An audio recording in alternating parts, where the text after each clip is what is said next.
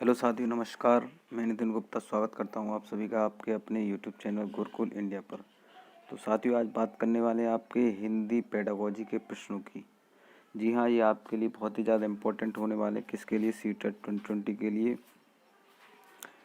बिल्कुल selected question हैं, तो ध्यानपूर्वक समझते हुए चलेंगे। एक एक क्वेश्चन इम्पोर्टेंट है, आपको पैटर्न पता चलेगा क्वेश्चन कैसे आते हैं आपके एग्ज़ाम में। तो बिल्कुल एक एक क्वेश्चन ध्यान से समझेंगे। और मैं बता दूं, ये आपके क्वेश्चन क्या है, सीटेट 2015 में आपके पूछे गए हैं। क्या है, सीटेट 2015 में पूछे गए हैं। तो बिल्कुल क्वेश्चन का पैटर्न, क्वेश्चन किस प्रकार आते हैं, सारी चीज़ें यहाँ पर क्लियर करते हुए चलेंगे, डिस्कस करते हुए चलेंगे, जिससे कि आने वाले एग्ज़ाम में आपको कोई भी कठिनाई ना हो। तो बिल्कुल जितने भी साथी चैनल पर पहली बार आए हैं, वीडियो को पहली बार देख रहे हैं, तो क्या करना है, चैनल को सब्सक्राइब कर लेना है और साथ साथ बेल आइकन को भी प्रेस कर लेना है, जिससे कि आने वाली नेक्स्ट वीडियो को नोटिफिकेशन उन तक तुरंत पहुँच सके। चलिए बात करते हैं पहले प्रश्न की कि भाषा सीखने की कौन सी विधि मातृभाषा को मध्यस्थ बनाए बिना दूसरी भाषा को सीखने में सहायक होती है। तो बिल्कुल ये बात कर रहे हैं कि ये कोई सी भाषा सीख रहे हैं, उसको बिना मातृभाषा को इसमें मध्यस्थ के बिना सीखी जा सकती है। उसके लिए कौन सी विधि सबसे सहायक है, तो बिल्कुल बता देंगे सर, कह देंगे। बिल्कुल आपका ऑप्शन डी सही हो जाएगा, प्रत्यक्ष विधि। अब प्रत्यक्ष विधि कैसे होगा, देखिए, जब बच्चा क्या है सामने प्रत्यक्ष रूप से कोई सीखेगा, कुछ देखेगा, तो क्या है उसे कोई भी चीज़ की ज़रूरत नहीं पड़ेगी। जैसे यहाँ पर बात आ रही है मातृभाषा की, ठीक है। तो प्रत्यक्ष रूप से मैंने बता रखा है, पिछली वीडियो में बता रखा है कि जहाँ पर प्रत्यक्ष रूप की बात आ जाए, प्रत्यक्ष विधि की बात आ जाए, जहाँ बच्चा कुछ स्वयं देख कर सीख रहा है, ठीक है, प्रत्यक्ष रूप से देख कर सीख रहा है, वो आपको बिल्कुल सही होता है। बात कर रहे हैं अनुवाद विधि की, ये आपका नहीं होगा। अप्रत्यक्ष विधि की नहीं होगा। अप्रत्यक्ष मतलब जब नहीं देखा है और बात है हमारी 1 to 5 की आ रही, तो अप्रत्यक्ष इसमें नहीं आना चाहिए, ठीक है। प्रत्यक्ष मतलब देखकर, मैं बता दूं प्रत्यक्ष मतलब क्या होता है, बच्चा यहाँ पर स्वयं देखकर सीखता है, ठीक है। जैसे कहानी, किसी भी चित्र के माध्यम से देखकर सीखेगा या किसी भी माध्यम से देखकर सीखेगा, ठीक है। तो वहाँ पर प्रत्यक्ष विधि की बात होती है, ठीक है। तो बात समझ में आ गई होगी आपके। चलिए अगला क्वेश्चन देख लेंगे कि भाषा शिक्षण में खेल का सर्वाधिक महत्वपूर्ण स्थान है, क्योंकि। तो ऑप्शन ये हमारा है, भाषा शिक्षक को कम श्रम करना पड़ता है। ऑप्शन बी हमारा है, खेल भाषा को विस्तार देते हैं। ऑप्शन सी हमारा है, खेल में आनंद आता है। ऑप्शन डी हमारा है, खेल में शारीरिक विकास होता है। तो मैं बता दूं आपको यहाँ पर कि कम श्रम करना पड़ता है, इस प्रकार का आपका कोई भी पॉइंट नहीं लगाना है। श्रम करना पड़ता है, मेहनत करनी पड़ती है, आपका नहीं लगाना है। आनंद आता है, कभी भी नहीं लगाना। भाषा शिक्षण में खेल का यहाँ पर महत्व पूछा है, तो आनंद की बात नहीं, मनोरंजन की बात यहाँ नहीं करेंगे, नेगेटिव पॉइंट है।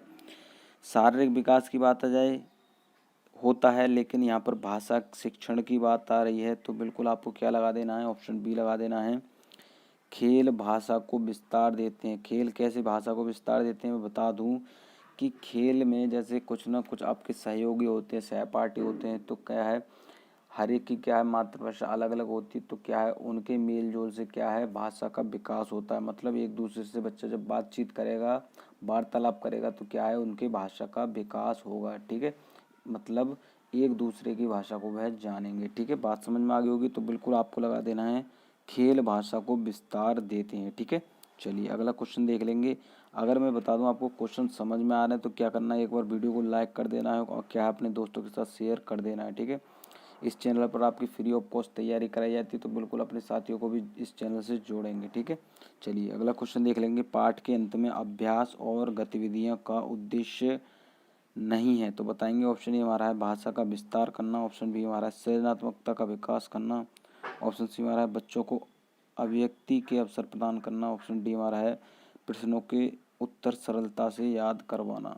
तो बिल्कुल बता देंगे, इसका आपका ऑप्शन डी से हो जाएगा। आप कहेंगे प्रश्नों के उत्तर सरलता से याद करवाना, तो आपको एकदम क्वेश्चन ये आंसर देखकर ऐसा लग रहा होगा कि गलत है, तो इसमें आपका क्या है, गलत ही तो पूछा है, क्या है, उद्देश्य नहीं है, ठीक है।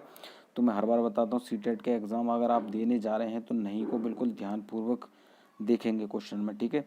यहाँ पर बात कर रहे हैं प्रश्नों के उत्तर सरलता से याद करवाना, तो मैंने बता रखा है यहाँ याद करवाना, रटवाना, कंठस्थ करवाना, वो आपका हमेशा नेगेटिव पॉइंट होता है, ठीक है।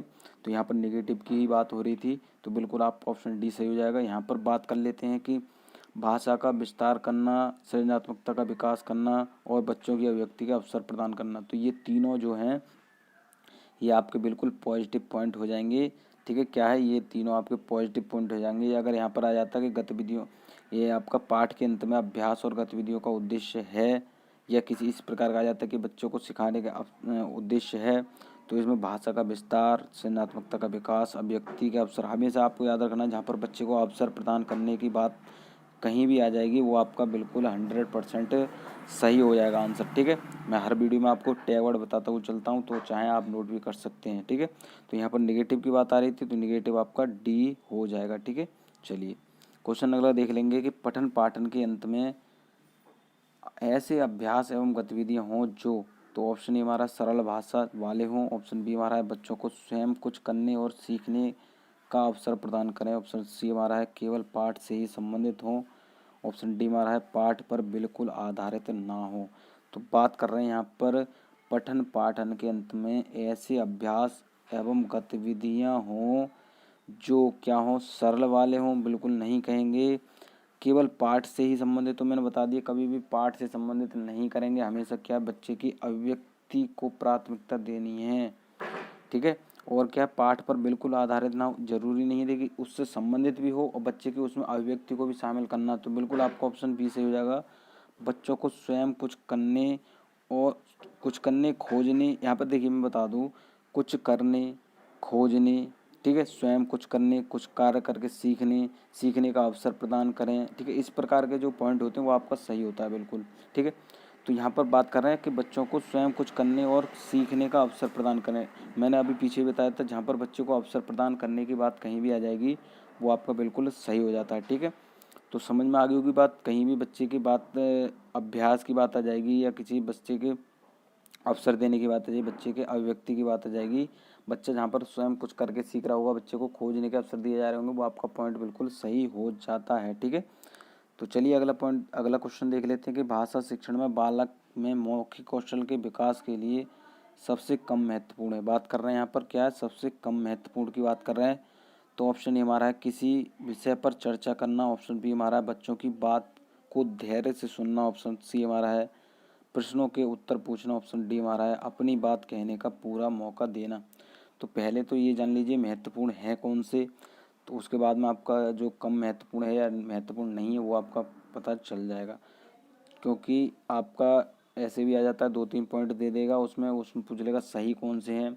ठीक है, और कभी निगेटिव वाला पूछ लेगा इसमें निगेटिव कौन सा है, तो सारी चीज़ें क्लियर करते हुए चलना है। किसी विषय पर चर्चा करना बिल्कुल पॉजिटिव पॉइंट है, बिल्कुल सही हो जाएगा आपका। किसी बच्चों की बात को धैर्य से सुनना ये एक शिक्षक का बिल्कुल कर्तव्य होता है। एक क्या कहते हैं, एक अच्छा शिक्षक जो होता है वो बच्चे की बात को धैर्य से सुनेगा, कोई किसी प्रकार का भेदभाव नहीं करेगा बच्चे में। ठीक है, अपनी बात को कहने का पूरा मौका देना, बिल्कुल यही आपको क्या करना है, यही आपका पॉजिटिव पॉइंट है।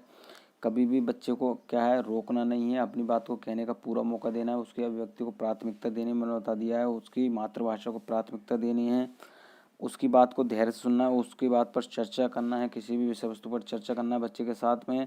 ये आपके तीनों पॉजिटिव हैं, लेकिन यहाँ पर बात आ रही थी कम महत्वपूर्ण की, तो बिल्कुल आप ऑप्शन सी लगा देंगे, प्रश्नों के उत्तर पूछना। ठीक है, यह प्रश्न आप यहाँ पर आ जाता है प्रश्नों के उत्तर याद करवाना, रटवाना, ठीक है, कंठस्थ करवाना, वो आपका निगेटिव हो जाता। ठीक है, तो कम महत्वपूर्ण बात है प्रश्नों के उत्तर पूछना। ठीक है, उत्तर पूछने से मतलब है मतलब कम महत्वपूर्ण की यहाँ पर बात आ रही है। उत्तर पूछेंगे, एक शिक्षक जो उत्तर पूछेगा वो गलत बताएगा, उसके बाद में क्या है एक शिक्षक उस क्वेश्चन पर चर्चा करेगा। ठीक है, तो महत्वपूर्ण तो है लेकिन कम महत्वपूर्ण, बात समझ में आ रही होगी आपकी। अगला क्वेश्चन देख लेंगे कि भाषा सीखने में मातृभाषा का व्याघात है। ठीक है, व्याघात मतलब रोकना उसमें, तो कुछ भी कह सकते हैं, आंशिक रूप से होता है, पूर्ण रूप से होता है, नहीं होता है, होता है, तो कह देंगे बिल्कुल आपका ऑप्शन सही हो जाएगा, आंशिक रूप से होता है। मतलब जो मातृभाषा का असर होता है वो कम कुछ ना कुछ होता है। ठीक है, पूर्ण रूप से नहीं होता लेकिन कुछ ना कुछ जरूर होता है। तो बिल्कुल समझ में आ गई होगी आपकी बात कि मातृभाषा का जो प्रयोग होता है भाषा सीखने में वो होता है, ठीक है, आंशिक रूप से होता है। मतलब बच्चा जो दूसरी भाषा सीखता है तो उसमें कुछ कहीं ना कहीं उसकी मातृभाषा भी शामिल होती है। ठीक है, बात समझ में आ रही होगी। चलिए अगला क्वेश्चन देख लेंगे कि भाषाई कौशल के संदर्भ में कौन सा कथन सत्य है। कह रहे हैं बिल्कुल कौन सा कथन सत्य की बात कर रहे हैं, तो ऑप्शन ए हमारा है भाषाई कौशल एक साथ सीखे जाते हैं, क्रम से नहीं, ऑप्शन बी भाषाई कौशल एक दूसरे से स्वतंत्र होते हैं। ऑप्शन सी हमारा है भाषाई कौशल एक क्रम से सीखे जाते हैं। ऑप्शन डी हमारा है भाषाई कौशल एक दूसरे को अप्रभावित नहीं करते। तो ये क्वेश्चन बिल्कुल वेरी वेरी इंपॉर्टेंट लिख लेंगे आप, वेरी वेरी इंपॉर्टेंट लिख लेंगे। ये क्वेश्चन आपका आता ही आता है हर बार आपका, ठीक है। तो ध्यान से समझेंगे। देखिए मैं बता दूं, जो आपका भाषा कौशल होते हैं वो एक दूसरे से अंतर संबंधित होते हैं, ठीक है।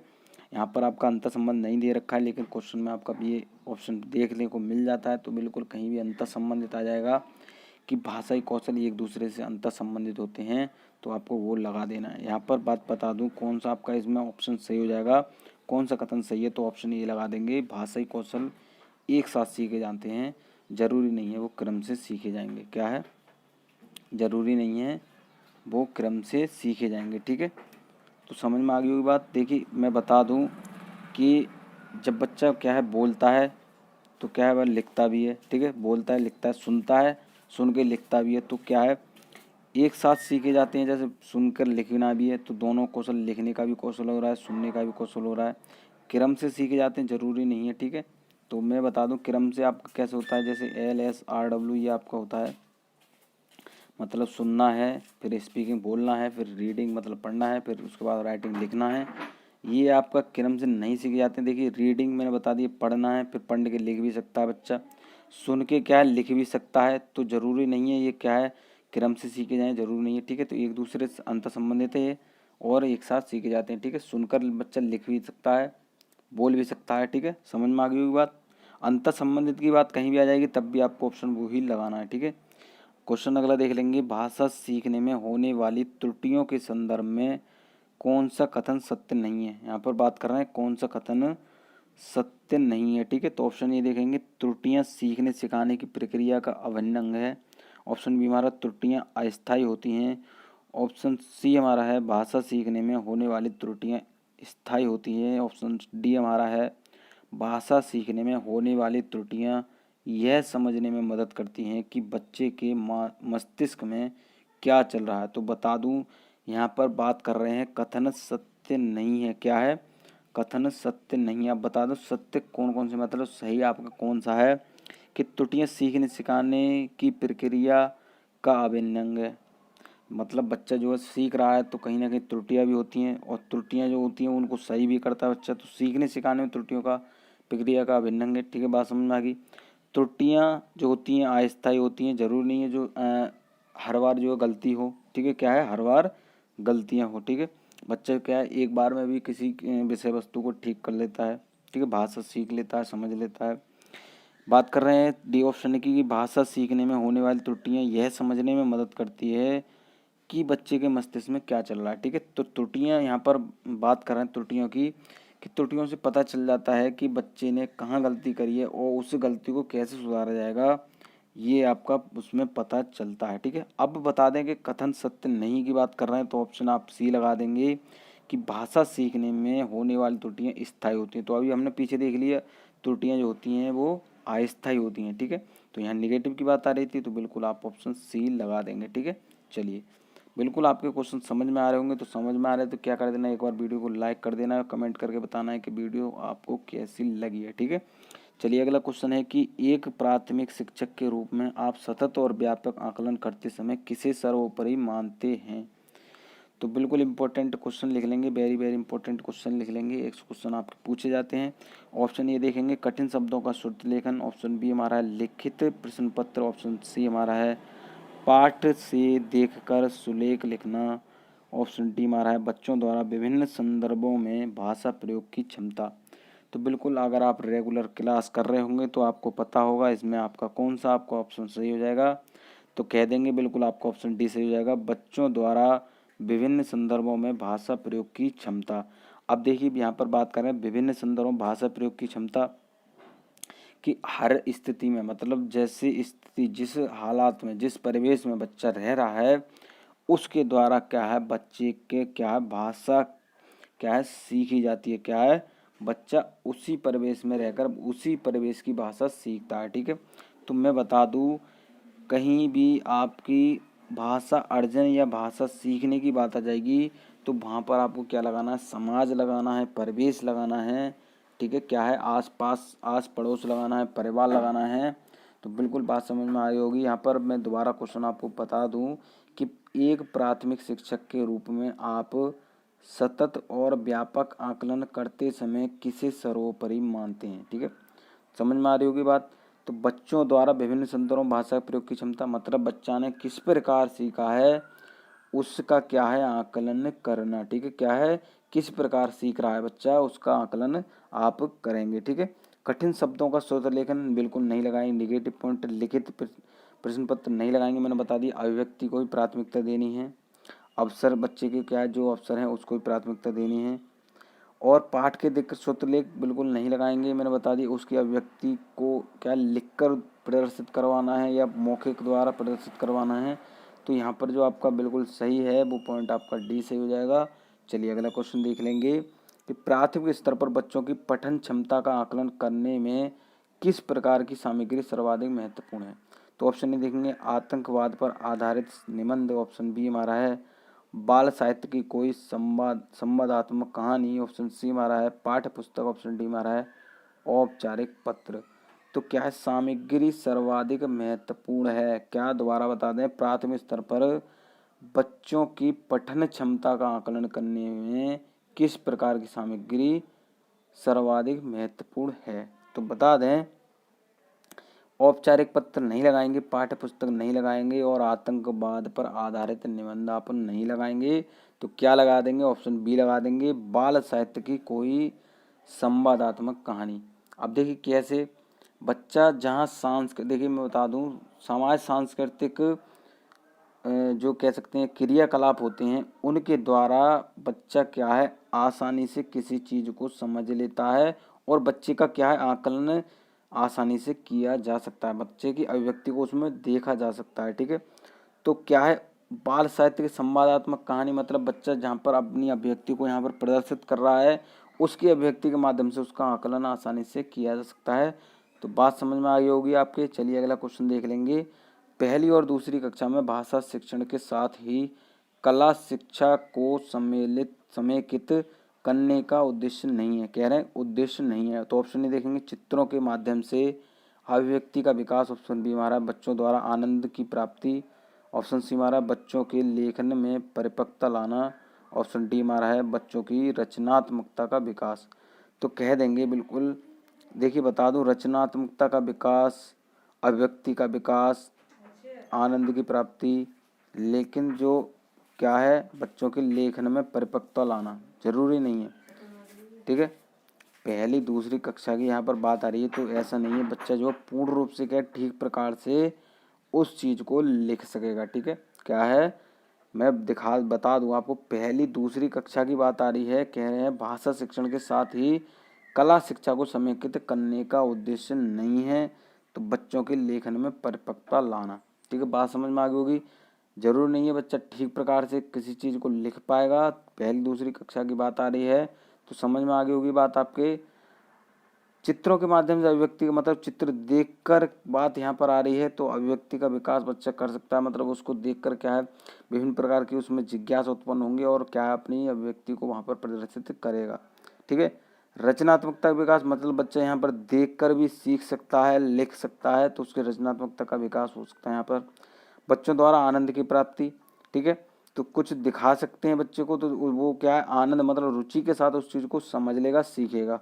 तो यहाँ पर नहीं की बात आ रही थी, वो आपको ऑप्शन सी लगा देना है। ठीक है, चलिए अगला क्वेश्चन देख लेंगे कि प्राथमिक स्तर पर बच्चों की घर की भाषा को अपनी कक्षा में स्थान देना ज़रूरी है, क्योंकि घर की भाषा, तो वेरी वेरी इंपॉर्टेंट क्वेश्चन लिख लेंगे। जी हाँ, बिल्कुल वेरी वेरी इंपॉर्टेंट क्वेश्चन लिख लेंगे। क्वेश्चन आपका ये पूछा जाता है। तो ऑप्शन ए देखेंगे, सरल होती है, ऑप्शन बी हमारा है बच्चों ने अभी पूर्णता नहीं सीखी है, ऑप्शन सी हमारा बच्चे की भाषा ही पूंजी है, ऑप्शन डी हमारा मानक स्वरूप लिए होती है। तो जो साथी रेगुलर क्लास कर रहे होंगे, जो हमारे चैनल से जुड़े हुए होंगे, उनको पता होगा, बिल्कुल आप आंसर बता देंगे। तो कह देंगे बिल्कुल आप ऑप्शन सी से हो जाएगा, बच्चे की भाषा ही पूंजी है।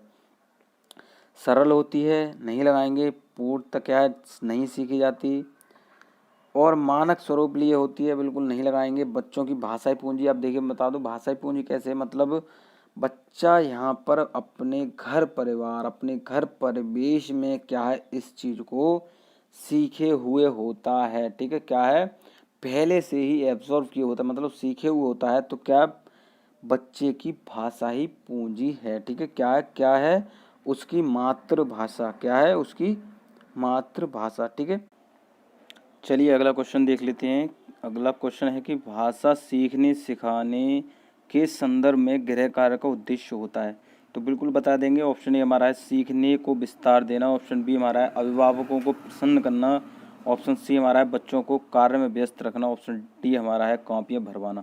तो मैं बता दूं आपको, देखिए कभी भी अभिभावकों को प्रसन्न करने की बात यहाँ पर आ रही है, ये आपका नेगेटिव पॉइंट हो जाएगा। कैसे हो जाएगा, तो ये हमारी जो भाषा सीखने सिखाने की प्रक्रिया आ रही है, गृह कार्य की बात आ रही है, तो इसमें उद्देश्य होना चाहिए कि मतलब बच्चे को कुछ ना कुछ सिखाने की यहाँ पर बात होनी चाहिए, लेकिन यहाँ पर आ रही है अभिभावकों को प्रसन्न करने की। तो कभी भी आपको नहीं लगाना अभिभावक की बात वहाँ आएगी जहाँ पर बच्चे की कमियों को लेकर एक शिक्षक के द्वारा वार्तालाप हो रही है। क्या है, एक शिक्षक के द्वारा एक अभिभावक से वार्तालाप हो रही है, किसके किसके लिए, छात्र के लिए। ठीक है, वहाँ पर अभिभावक की बात आएगी। और जो आपकी शिक्षा, मैं बता दूँ, आपकी जो शिक्षा प्रणाली है वो आपकी बाल केंद्रित है। तो हमेशा आपको क्या, बच्चे को केंद्र बिंदु मानकर अपनी क्या है, शिक्षण कार्य को कराना है। ठीक है, तो यहाँ पर अभिभावक को प्रसन्न करना आप नहीं लगाएंगे। दूसरा है हमारा ये कि बच्चों को कार्य में व्यस्त रखना, कभी भी ऐसा पॉइंट नहीं लगाएंगे। मैंने बता रखा है, पिछली वीडियो में भी आपको बताया है कि कभी बच्चे को व्यस्त रखने की बात आ जाएगी, बच्चे को एक बाउंडेशन में रखने की बात आ जाएगी, अनुशासन में रखने की बात आ जाएगी, वो आपका नेगेटिव पॉइंट होगा। ठीक है, अगला यह है कि कापियाँ भरवाना कभी नहीं लगाएंगे। मैंने बता रखा है कि हमेशा क्या है, बच्चे की अभिव्यक्ति को प्रदर्शित करवाना है, बच्चे को खोजने के अवसर देने हैं, कॉपी भरवाना आपको नहीं लगाना। ठीक है, चलिए तो इसमें आपका कौन सा सही हो जाएगा, ऑप्शन ए सही हो जाएगा, सीखने को विस्तार देना। अब सीखने को विस्तार देना मतलब बच्चा करके सीख रहा है, बच्चा नई नई चीज़ें सीखेगा। तो हमेशा गृह कार्य इसलिए देता है कि ज़्यादा से ज़्यादा बच्चे सीख, मतलब जो उसकी पाठ्य वस्तु जो स्कूल विद्यालय में पढ़ाएगी उसके अलावा गृह कार्य के माध्यम से क्या है, सीखने के उसको बढ़ावा मिले। ठीक है, बात समझ में आ गई होगी। चलिए अगला क्वेश्चन देख लेंगे कि भाषा अर्जन के संबंध में कौन सा कथन सत्य है। तो बिल्कुल बता देंगे। देखिए मैं समझा दूं, पहले समझ लेंगे क्वेश्चन को कि भाषा अर्जन की बात आ रही है, इसके संबंध में कथन बताना कौन सा सत्य है। तो ऑप्शन ए हमारा है कि भाषा सीखना एक उद्देश्य होता है, ऑप्शन बी हमारा है समाज सांस्कृतिक परिवेश के अनुसार अर्थ ग्रहण की प्रक्रिया स्वाभाविक होती है, ऑप्शन सी हमारा है भाषा अर्जन में बच्चे को बहुत अधिक प्रयास करना पड़ता है, ऑप्शन डी हमारा है भाषा अर्जन में किसी अन्य भाषा का व्याघात होता है। तो अभी हमने जस्ट अभी पीछे पढ़ा था, भाषा अर्जन में किसी अन्य भाषा का व्याघात होता है, ये मैंने बता दिया नहीं है, क्या है, नहीं होगा। और क्या है, सी देख लेते हैं कि भाषा अर्जन में बच्चे बहुत अधिक प्रयास करना पड़ता है, मैंने बताया नहीं होता है, क्योंकि बच्चे की जो भाषा होती है वो स्वाभाविक होती है, बच्चा स्वयं सीखता है, क्या है, स्वयं सीखता है, उसे अधिक प्रयास नहीं करना पड़ता है। ठीक है, उसके परिवेश में जो भाषा बोली जा रही है उसके द्वारा वह खुद मतलब उस भाषा को एब्जॉर्ब मतलब सीखता है। ठीक है, समझता है, सीखता है।